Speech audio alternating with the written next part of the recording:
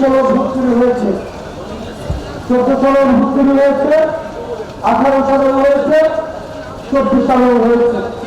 তবে এই ভোট চুরিটা করা হয়েছে ফল প্রকাশের আগেই ভোটটাকে চুরি করা হয়েছে। কিন্তু এবার আমরা অনেক ধরনের এলাকায় দেখলাম এমনও ভোট চুরি হয়েছে, তবে সেটা ফল প্রকাশের পরে। আমরা দেখলাম দেশের 70% মানুষ গণভোটে হয়ে পক্ষে ছিল, কিন্তু আমরা দেখলাম নির্বাচনের পরে এই ভোটটাকে বিএনপি চুরি করে ফেলেছে। সুতরাং জুলাইয়ের আগেও ভোট চুরি ছিল, তবে সেটা ভোটের আগে, ফল প্রকাশের আগে। আর জুলাইয়ের পরও ভোট চুরি থেকে গিয়েছে, তবে সেটা বিন্দু করে ফল প্রকাশের পরে। বিএনপি মনে রাখবেন, এই তরুণ প্রজন্মের বিপক্ষে দিয়ে আপনারা যদি মনে করে থাকেন যে আপনারা দেশটাকে পথে পরিচালিত করতে পারবেন, আপনারা সংস্কার করতে পারবেন এই জনগণের বিপক্ষে দিয়ে, তাহলে আপনারা ভুল ভাবছেন। আপনারা বলেছিলেন 1 কোটি কর্মসংস্থান আপনারা নিশ্চিত করবেন, কিন্তু 6 মাস হয়ে গিয়েছে।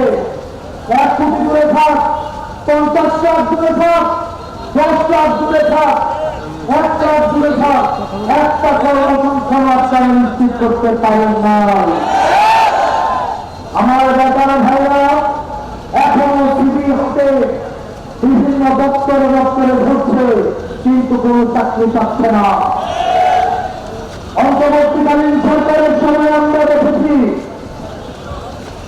অন্তর্বর্তীকালীন সরকার 11 বছরের মধ্যে অনেকগুলো বিশেষ তৈরি গতিতে রিটার্ন এবং ভাইবা পর্যন্ত নিশ্চিত করেছে। অত্যন্ত পরিবারের বিষয় গত 6 মাসে আমরা নতুন কোন সার্কুলার দেখতে পাচ্ছি না। বেকারদের কর্মসংস্থান নিশ্চিত করতে পারে না। গত 6 মাসে আমরা শুধুমাত্র কথার তুলছিল আমরা দেখেছি।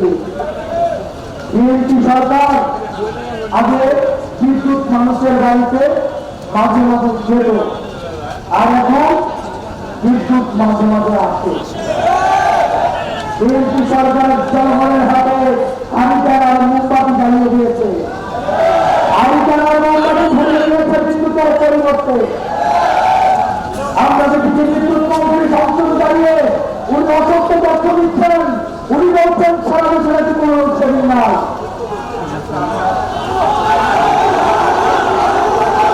আমরা বিদ্যুৎ মন্ত্রীকে বলতে চাই, লোডশেডিং নাই সেটা সত্য, তবে সেটা আপনার বার্তায়।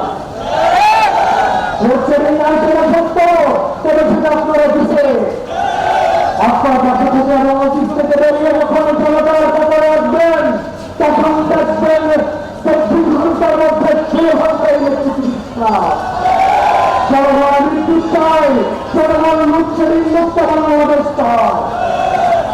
রাজধানীবাসী এতক্ষণ পর্যন্ত আমাদের নেতৃবৃন্দ বিভিন্ন সমস্যাগুলো বর্ণনা করেছেন। আমি আপনাদের কিছু আপনাদের কিছু দায়িত্ব নিয়ে আপনাদের সামনে হাজির হয়েছি। বিগত সরকার আপনারা জুলাইয়ে রাস্তা নিয়ে প্রোগ্রাম নিয়েছিলেন। হাসিনা বারবার আমাদেরকে বলতো বিকল্পতে বিকল্পতে, আমরা রাস্তার বলে মনে বলেছিলাম বিকল্প হচ্ছে। আপনারা জুলাইতে রাস্তা নিয়েছিলেন, প্রত্যেকটা বাংলায় নিয়েছিলেন। আমি আপনাদেরকে অনুরোধ করবো, আমরা আমরা এবার 6জন সংসদ সদস্য নির্বাচিত হয়ে আমরা দিয়েছি।